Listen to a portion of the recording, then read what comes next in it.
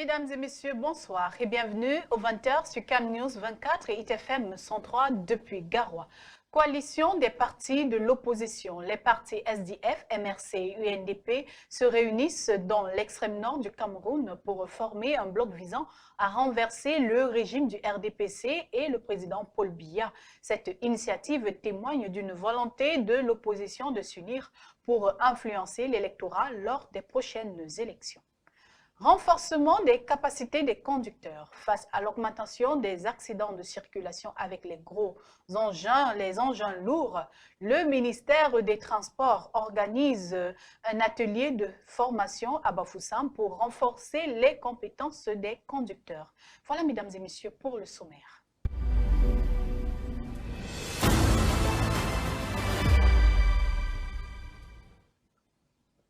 Une fois de plus, bonsoir et merci pour votre fidélité.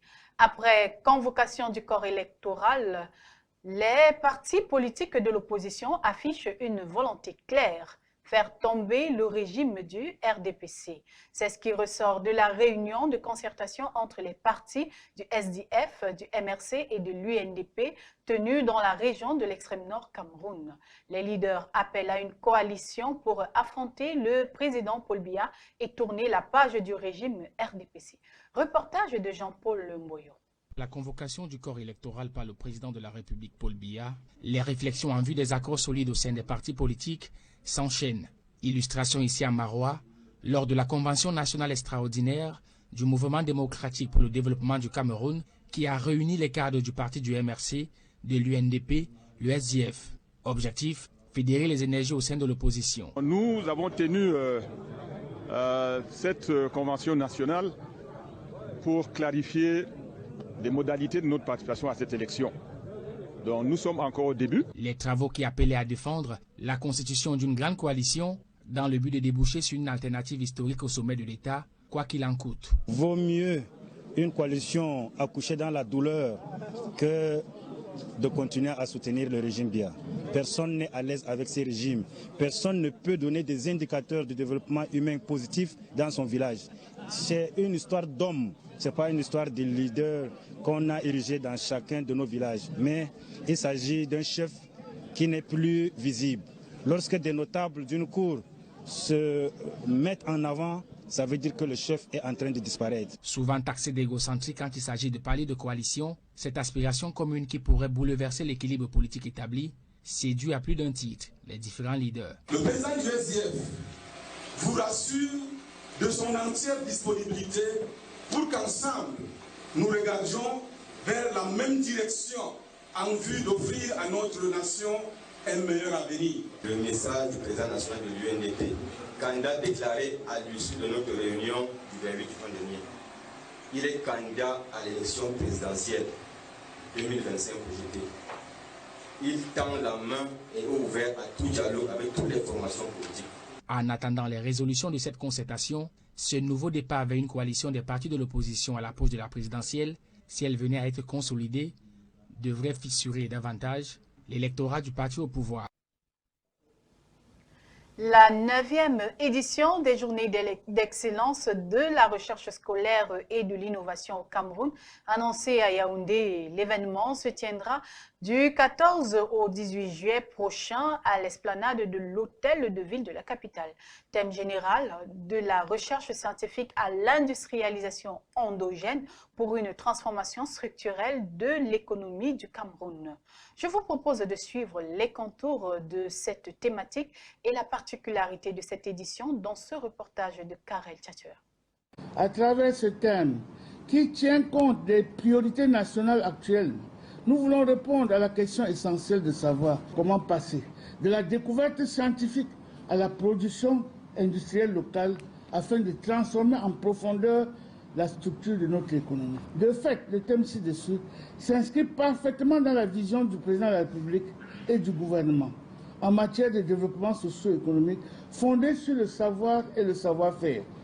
Il ne saurait en être autrement quand le chef de l'État, son Excellence Paul Biya, a fait de l'émergence du Cameroun à l'horizon 2035 une véritable cause nationale. Toute chose qui nécessite une croissance économique soutenue, une amélioration des conditions de vie et surtout une transformation de notre appareil de production.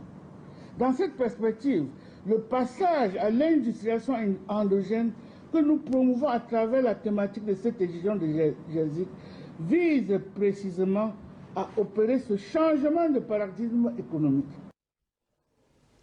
Face à la recrudescence des accidents de circulation impliquant des engins lourds, les autorités tirent la sonnette d'alarme pour limiter ces drames souvent meurtriers. Un atelier de renforcement des compétences des conducteurs de ces engins a été organisé à Bafoussam à l'initiative du ministère des Transports.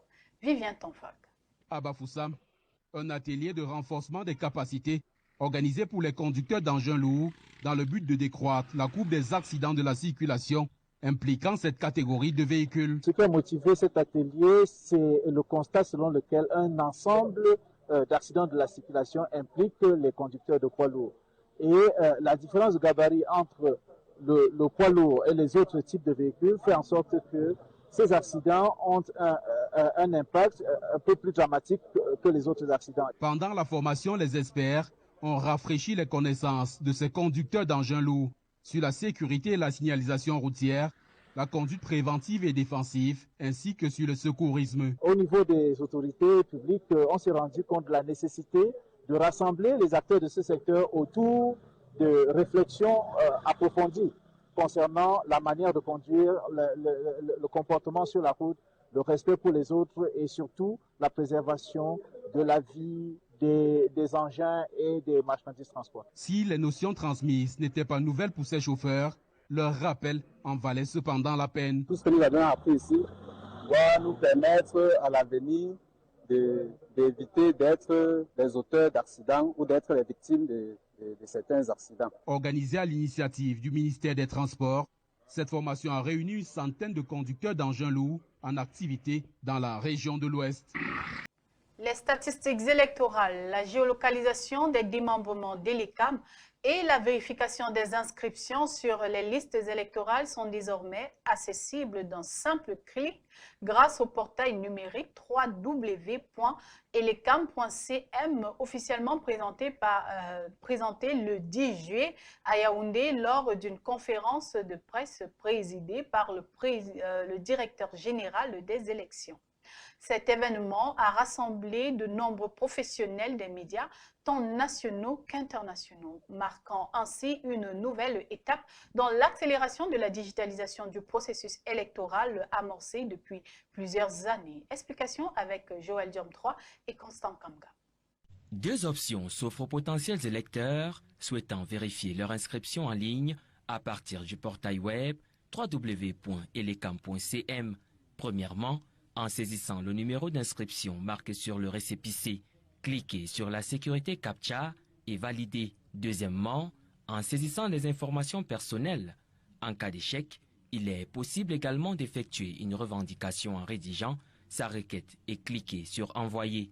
Elections Cameroun souhaite intensifier la digitalisation du processus électoral entamé en 2012. Les de la biométrie sont concernées. Le fichier électoral toiletté est publié en décembre 2024. Les enregistrements en cours depuis le lancement de la révision le 2 janvier 2024 seront disponibles au terme des opérations de toilettage qui débuteront dès la convocation du corps électoral. L'ancien portail web de l'ECAM étant devenu obsolète, les informations sur nous ont été rendues publiques ce 10 juillet au cours d'une conférence de presse suivi par de nombreux professionnels de médias nationaux et internationaux.